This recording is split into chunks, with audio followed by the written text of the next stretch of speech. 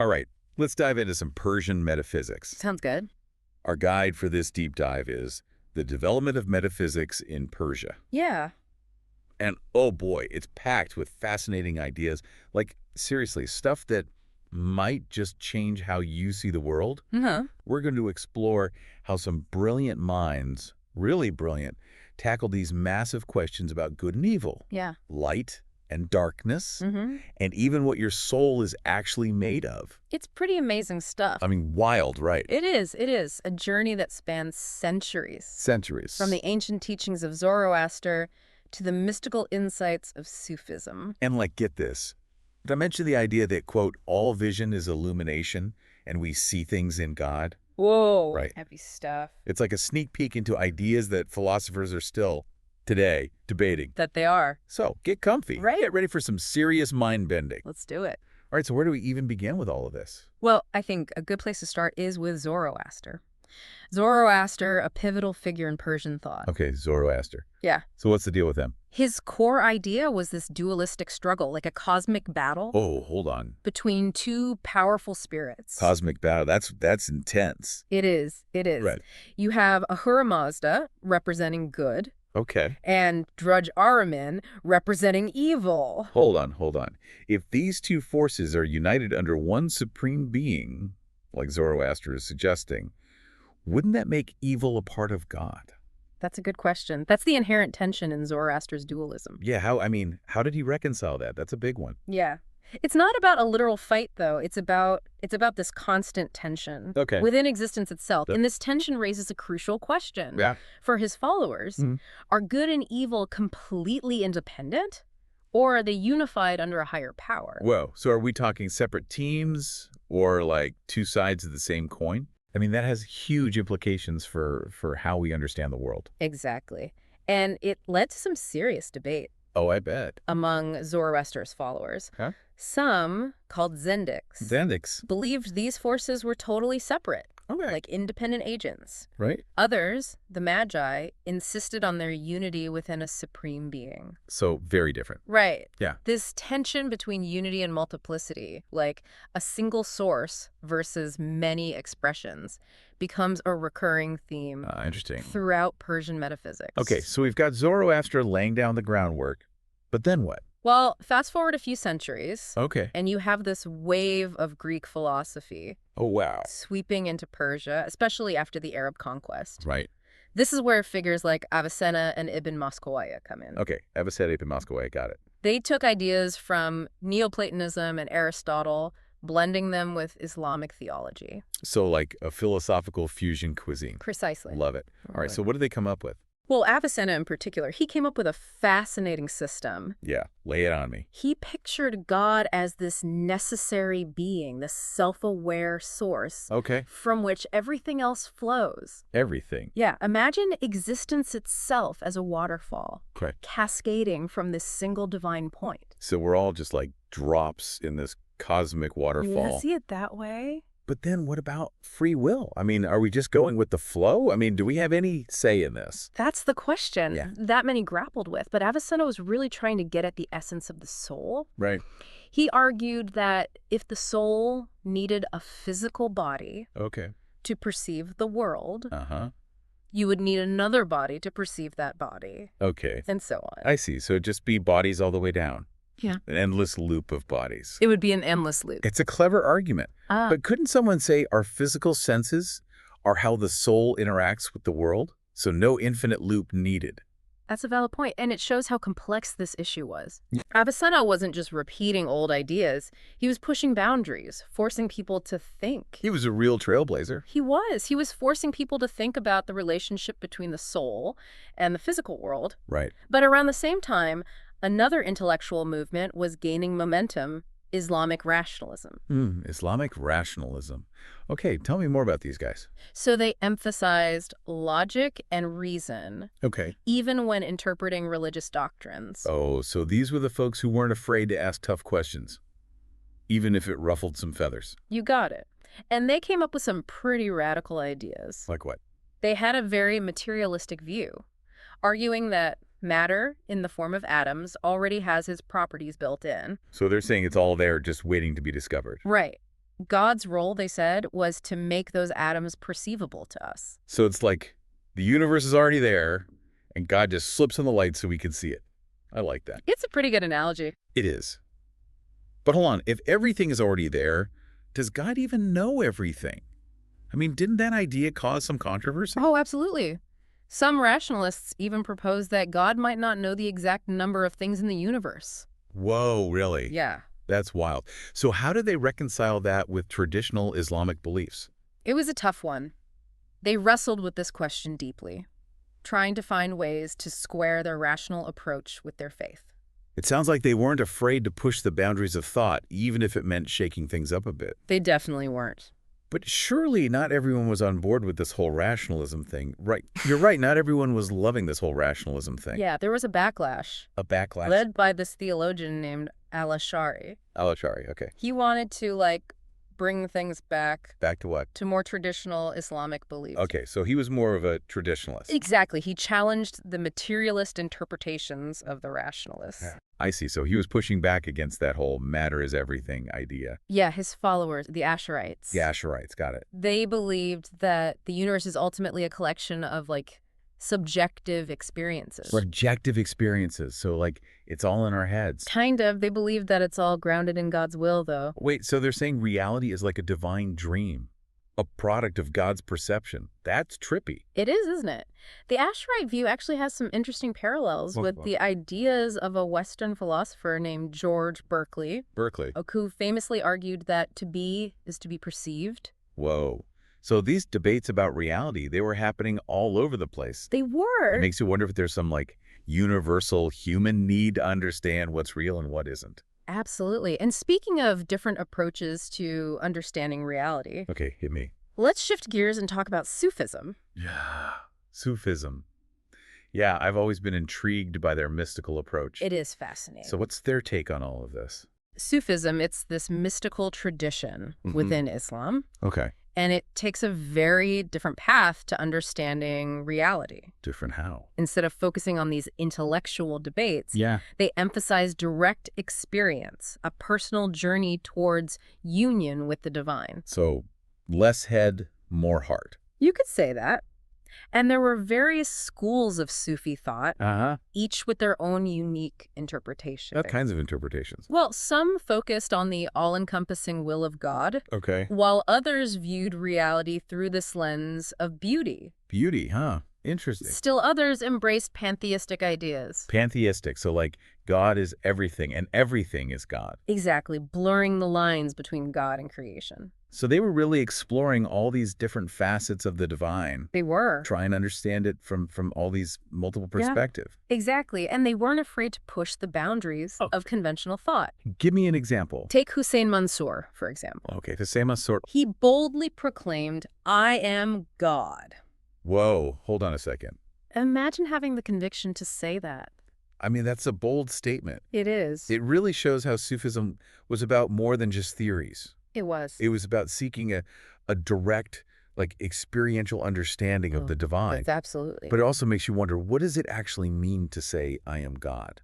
That's a question worth pondering. It speaks to the heart of the Sufi quest. Which is? To transcend the limitations of the ego and to experience unity with the divine. To become one with God. Exactly. That's heavy stuff. It is. So we've gone from these intense philosophical debates to this mystical pursuit of unity with God. It shows the incredible diversity of thought within Persian metaphysics. It really does. But so far, we've mostly been talking about figuring out what reality is. Right. Did any of these thinkers address how we actually perceive reality? How do we even know what's real? That's a great question. It's a big one. And it brings us to a truly fascinating figure, Sheikh al-Ishraq. Okay, Sheikh al-Ishraq. I'm intrigued.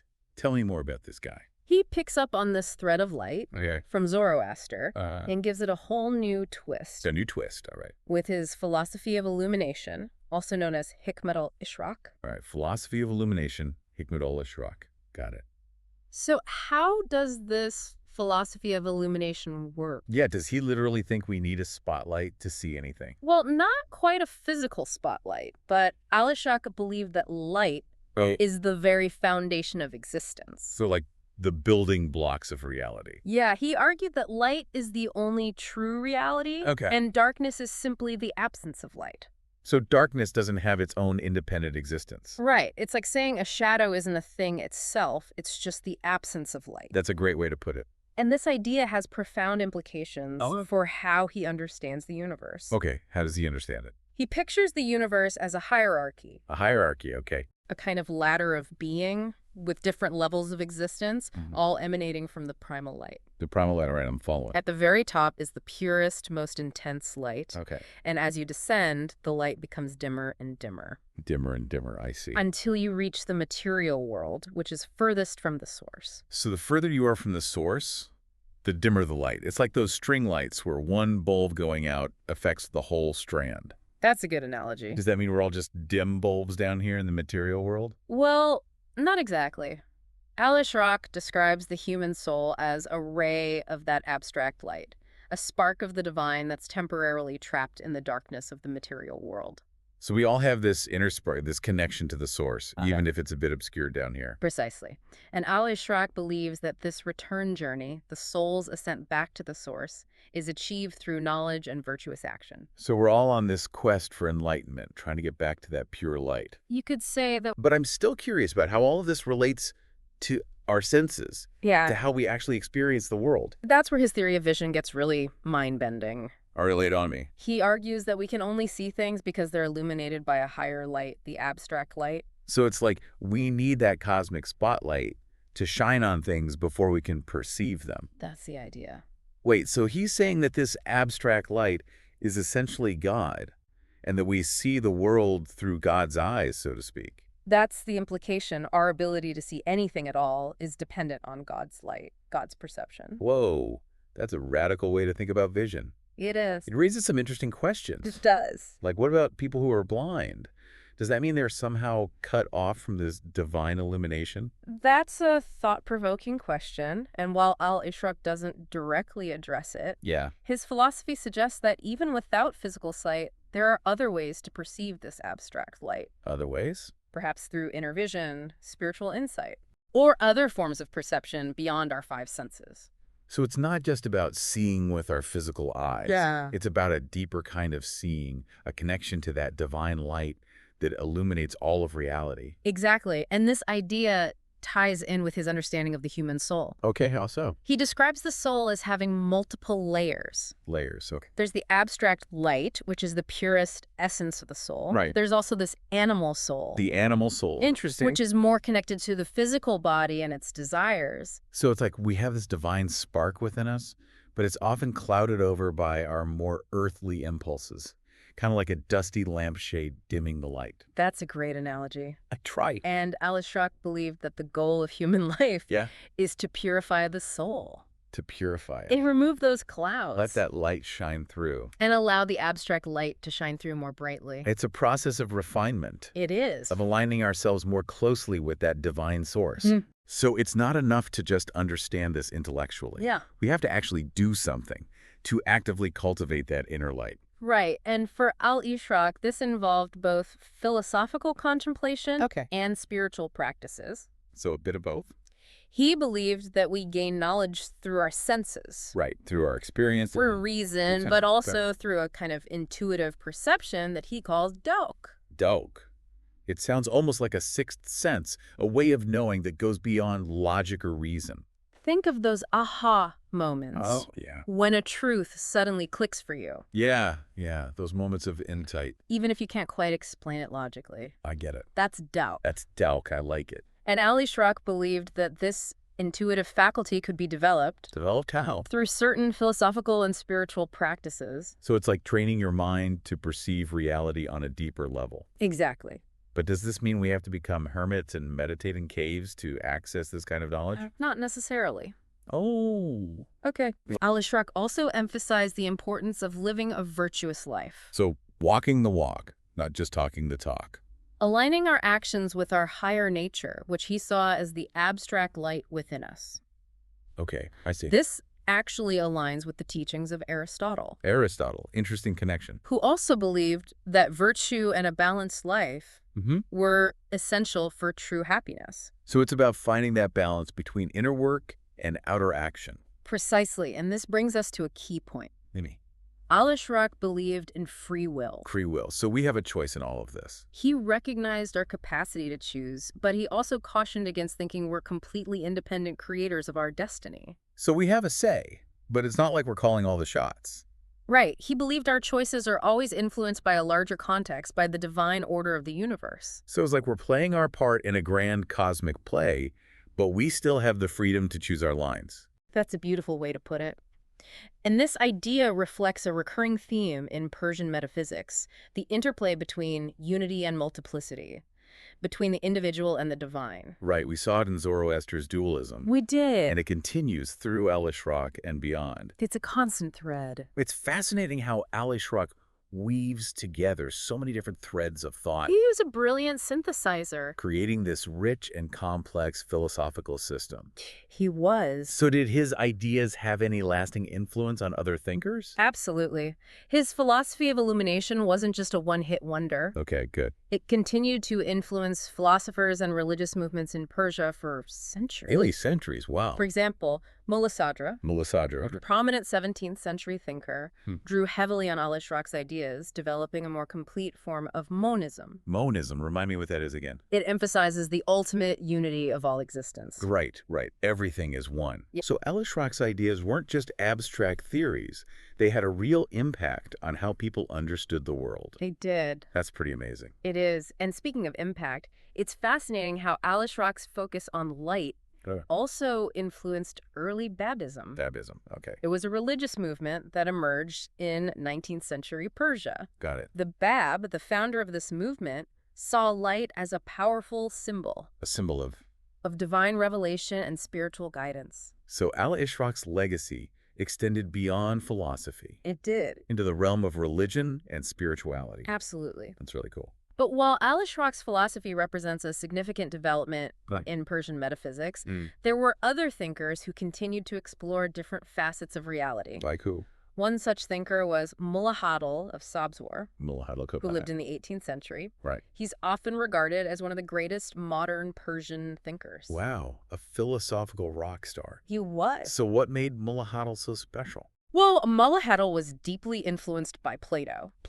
And he sought to revive Platonic thought within the context of Islamic philosophy. So bringing back those ancient Greek ideas. He did. He argued for the existence of an immovable mover. An immovable mover, okay. A concept that harkens back to Aristotle. Right, Aristotle. But is ultimately rooted in Plato's idea of the forms. So like Aristotle, Mullah Hadl saw the need for a prime mover, a first cause to set the universe in motion. You got it. But he also recognized the importance of transcendent principles. He did. Like Plato's forms as the ultimate source of order and meaning in the world. Exactly. So it's like he's combining the best of both worlds, taking the idea of a prime mover from Aristotle and adding in this idea of transcendent forms from Plato. Exactly. And his work is particularly interesting. Yeah, is that? Because it shows how philosophical speculation in Persia often intersected with religious belief. So philosophy and religion weren't seen as separate things.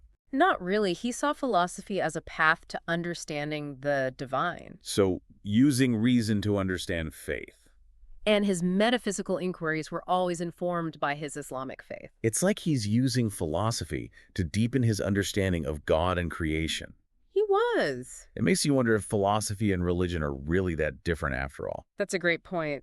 This tendency to integrate philosophical inquiry with religious belief is a recurring theme in Persian thought. We've seen that throughout this whole deep dive. We see it in Zoroaster, in Avicenna, in Al-Ashraq, and now in Mullah Hadl. Yeah, it's really fascinating. It's a testament to the profound interconnectedness of these two realms in the Persian intellectual tradition. Wow, we've covered a lot of ground in our deep dive into Persian metaphysics. We have. From dualism to monism, materialism to idealism, rationalism to mysticism. It's been quite a journey. It has. It's incredible to see how these thinkers grappled with the same fundamental questions about reality that we still ask ourselves today.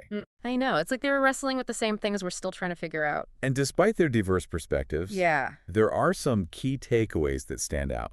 There are. Like what Give me the highlights. Well, one of the most striking things is this persistent quest for unity. Unity, okay. In Persian thought. Uh-huh. Despite their different approaches, these thinkers were all searching for the underlying interconnectedness of all things. So they were all looking for that cosmic glue that holds everything together. Exactly.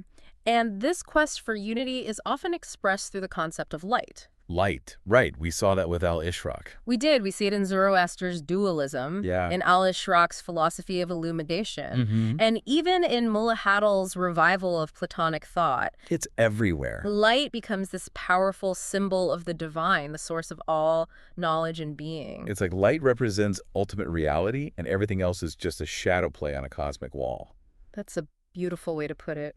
But it's not just about understanding this reality, right? Yeah.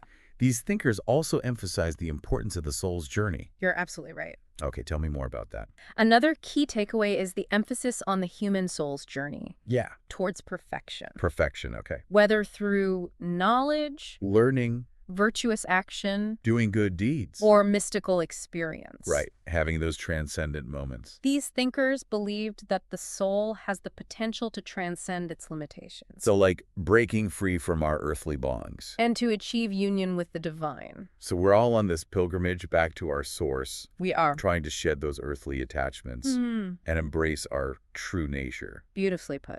And lastly. And finally, I'm struck by the enduring influence of Persian metaphysics. Enduring how? From Avicenna to al-Ishraq to Mullah Sadra, these thinkers laid the groundwork. They did. For a rich and complex intellectual tradition. A tradition, then. That still resonates today. That's pretty remarkable. It's like they planted seeds of wisdom. They did. That have continued to blossom throughout history. I like that. Out of all the fascinating ideas we've encountered, is there one that really sticks with you? Something you'll be pondering long after we're done? That's a tough one. There are so many thought-provoking ideas in Persian metaphysics, but one that keeps coming back to me. Okay, which one? Is al-Ishraq's concept. Yeah. That all vision is illumination and we see things in God. Right. That's a big one. It's a profound and challenging idea. It is. That suggests a deeper level of interconnectedness. Interconnectedness between ourselves, the world around us, and the divine. So like we're all connected and we experience the world through this divine lens. It makes me wonder about the nature of perception, the role of the divine in our everyday experience, right, and the ultimate source of meaning and purpose in the universe. It's a lot to unpack. It is. And that brings us to an important point about Persian metaphysics as a whole. These weren't just abstract intellectual exercises. Right. They were trying to apply these ideas to their lives. These thinkers were genuinely trying to make sense of their place in the universe. They were. To understand the nature of existence and find meaning and purpose in their life. Exactly. They believed that by grappling with these big questions, they could ultimately live more fulfilling and meaningful lives. So it's not just about accumulating knowledge. No. It's about applying that knowledge to our own lives, to our own spiritual journeys. I think that's a great way to put it. But before we wrap up this incredible deep dive, I remember you mentioning another fascinating concept earlier. Oh, right. Something about necessary negation? Right. We were talking about how later Persian thinkers, especially those influenced by Islam, dealt with the problem of evil. The problem of evil, that's a tough one. In a really unique way. All right, so how did they approach it? They developed this idea called necessary negation. Necessary negation. Okay. It basically says that darkness or evil isn't like an independent force, you know? Yeah. It's more like the absence of light or good. So instead of evil being this big, bad, like, entity out there, it's more like a void, a lack of something positive. That's the idea. Okay, I kind of get it. Think of it like cold. Okay. It's not a force itself, just the absence of heat. Right. It's like the heat is what's real and cold is just, well, not heat. Exactly. So how does this necessary negation thing, how does that apply to, like, us, to humans? Oh, that's a good question. It has some interesting implications for how we understand ourselves, too. Okay, like what? It suggests that we all have the potential for both good and evil within us, right? But not because we're inherently good or bad. It's more about whether we choose to embrace the light or succumb to the darkness. So like a cosmic battle is happening within each of us, and the outcome depends on our choices. Wow, that adds a whole new layer of, like, personal responsibility to the mix. It does, doesn't it? It highlights the importance of consciously choosing to cultivate virtue and resist those impulses that, lead us away from the light. But remember, we're not alone in this struggle. I mean, these Persian thinkers, they offer guidance and inspiration for the journey. It's amazing how these ideas from, like, centuries ago are still so relevant to us today. Yeah. We're still wrestling with these same questions, about good and evil, light and darkness, the meaning of life, all that stuff. It makes you realize that maybe we're not so different from those philosophers who came before us. I completely agree. I think their insights can provide a new lens for understanding these age-old questions. A new way of looking at things. Exactly. And that's the beauty of exploring these different philosophical traditions. I love it. It can broaden our perspectives and deepen our understanding of ourselves and the world around us. It's like we've been on this incredible intellectual adventure. Yeah, we have. Yeah. Traveling through time and across cultures to explore these really profound ideas about reality, the soul, the nature of existence, all of it. And the journey doesn't end here, does it? Not at all. These ideas, they continue to resonate today. Yeah. They challenge us to rethink our own assumptions and explore new possibilities. I mean, I encourage you to delve deeper into the source material, the development of metaphysics in Persia, and see what sparks your curiosity, you know, what questions it raises for you, and how these ancient insights might shed light on your own journey. I know I'll be thinking about that idea of seeing things in God for a long time to come. Yeah. It really makes you rethink how we experience the world. Absolutely. It's a powerful reminder that there might be more to reality than we can see or even imagine. Well said. I think that's a perfect note to end on. So much to think about, so much to explore. There is. Until next time, happy diving.